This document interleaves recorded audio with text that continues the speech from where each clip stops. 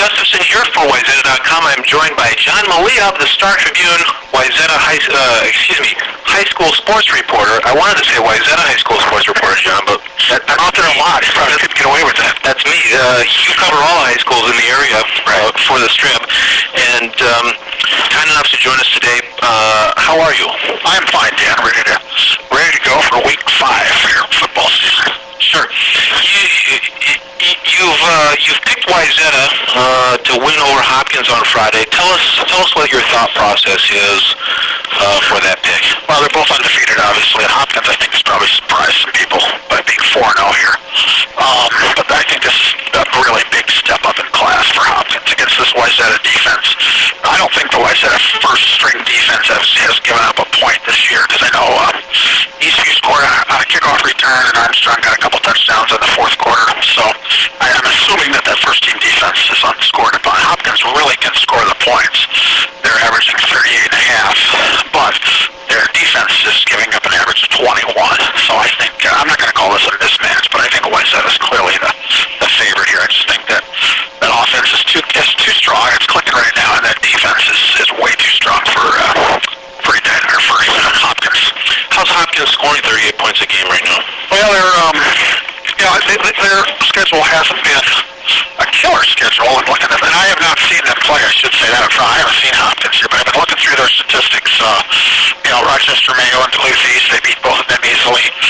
Beat Edina easily. I think they beat Minnetonka 31-30, and they squeaked by the Skippers. Yeah, I think that's maybe one that surprised people when Hopkins came out on top of that one, because I know Minnetonka gave Wayzata a pretty good game before getting beat. So, but Hopkins, the thing with Hopkins the last few years has been speed, and I'm sure that's the case this year. And they're really young. I'm looking at their statistics. Quarterback, the top 5 rushers, the top 3 or 4 receivers. They're all sophomores and juniors. Their leading receiver is a sophomore, Andre McDonald, and Tommy Maffey is the top rusher. He's a junior, and Bill Gregg, the quarterback, he's a junior. So I think Hopkins is probably a year away from having a great year. And but Wayzata's just got so much experience through back. Plus that young offensive line has done a good job. So I just I hope it's a good game, and it should be. It's sure going to be fun. But I just don't see any way to pick against Trojans here.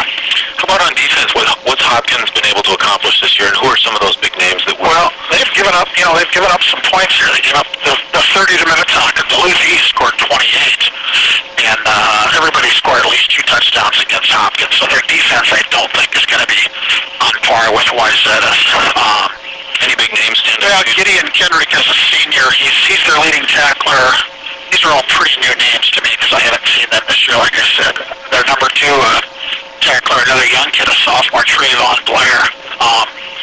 So I mean, it looks like the defense has more seniors than some of those skill players on offense. So maybe they've got a little more experience there. But maybe they'll be able to control the Wayzata offense a little bit here. But I think the big question is, can Hopkins score points against the Wayzata defense? I think that's where this game is decided. Any other games you got your eye on this weekend? Well, this is a really good week for high school football. We've had some weeks here where there haven't been a ton of great games. In the Northwest Suburban, there's some good games this week. Andover and Champlin Park. Andover's the only undefeated team in that conference. Champlin lost to Blaine last week.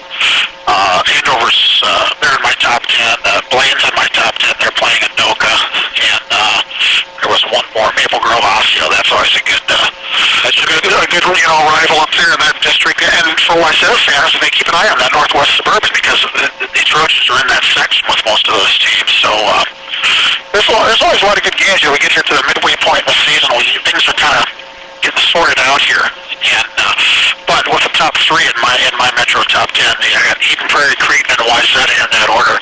I just there just aren't many really good matchups. Those 3 teams are head and shoulders above everybody else. I've seen all 3. You could probably put the 3 names in a hat and draw them out anyway and come up with an order. But Wayzata won.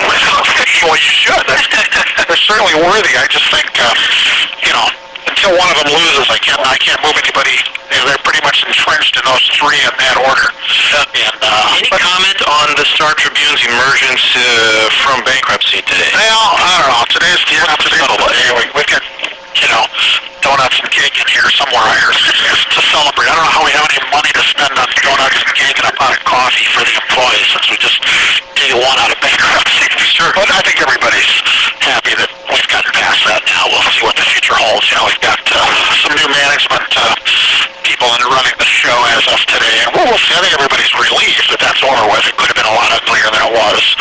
And I think everybody just wants to look forward and hope things keep moving in the right direction. I think we're all optimistic down here.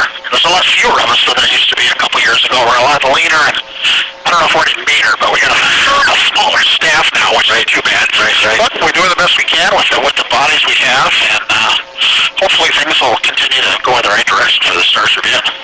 Well, John, thanks so much for your time, and wish you all the best here as you and the company, well, more specifically the company, emerges from bankruptcy. And appreciate all your coverage, and thanks for your time. I'll see you there Friday night. Sounds good. We'll see you then. Bye.